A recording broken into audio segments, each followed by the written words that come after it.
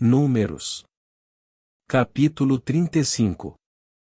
O Senhor disse a Moisés junto ao rio Jordão, nas campinas de Moabe, do lado oposto de Jericó, ordene aos israelitas que, das propriedades que receberem por herança, deem algumas cidades para os levitas morarem. Entreguem também as pastagens ao redor delas. As cidades serão para a moradia dos levitas, e as terras ao redor servirão de pasto para seu gado, suas ovelhas e todos os seus animais.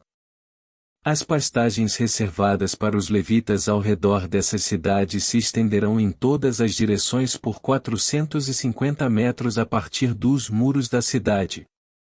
Meçam 900 metros fora dos muros da cidade em todas as direções, leste, sul, oeste e norte, com a cidade no centro. Essa será a área de pastagem das cidades. 6 das cidades que vocês derem aos levitas serão cidades de refúgio, para onde uma pessoa que tiver matado alguém acidentalmente poderá fugir e ficar a salvo. Além disso, deem a eles 42 cidades. No total, vocês darão aos levitas 48 cidades, com as pastagens ao redor. As cidades virão da herança dos israelitas. As tribos maiores darão mais cidades aos levitas, enquanto as tribos menores darão menos cidades. Cada tribo entregará propriedades de forma proporcional ao tamanho do território que receber. O Senhor disse a Moisés: dê as seguintes instruções ao povo de Israel. Quando atravessarem o Jordão para entrar na terra de Canaã, escolham cidades de refúgio para onde uma pessoa que tiver matado alguém acidentalmente poderá fugir. Essas cidades serão lugares de proteção contra os parentes da vítima que quiserem vingar sua morte. A pessoa que tirou a vida de alguém não será executada antes de ser julgada pela comunidade. Escolham para si 6 cidades de refúgio, 3 do lado leste do rio Jordão e 3 do lado oeste, na terra de Canaã. Essas cidades servirão para proteger os israelitas, os estrangeiros que vivem entre vocês e os que estiverem de passagem. Qualquer um que matar alguém acidentalmente poderá fugir para lá. Se, contudo, alguém atacar uma pessoa e matá-la com um pedaço de ferro, é assassinato e o assassino deverá ser executado. Ou, se alguém com uma pedra na mão atacar e matar outra pessoa, é assassinato e o assassino deverá ser executado. Ou ainda, se alguém atacar outra pessoa e matá-la com um pedaço de madeira, é assassinato e o assassino deverá ser executado.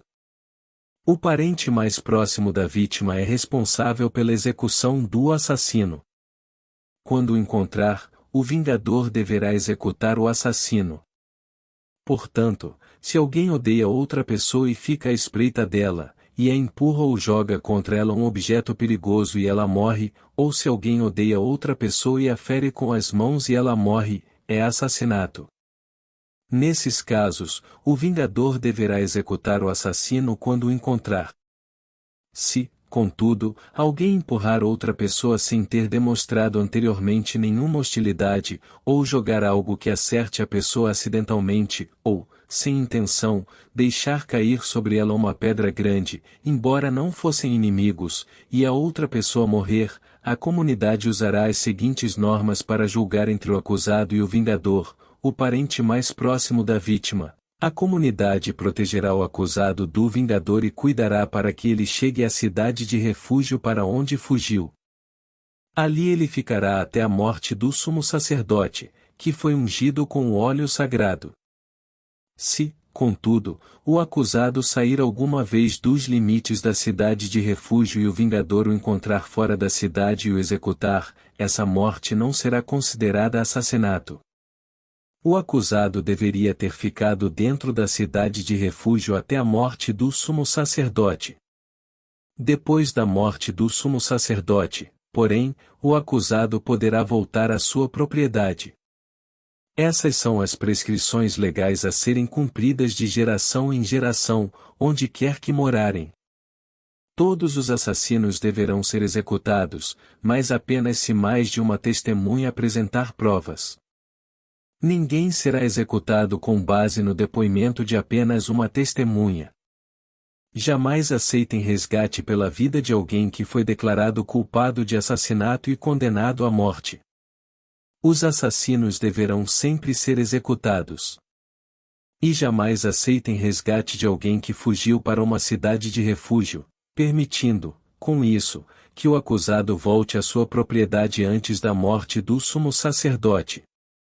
Essa medida garantirá que a terra em que vivem não seja contaminada, pois o assassinato contamina a terra. O único sacrifício que fará expiação pela terra em caso de assassinato é a execução do assassino. Não contaminem a terra onde habitam, pois eu mesmo habito ali. Eu sou o Senhor e habito entre o povo de Israel.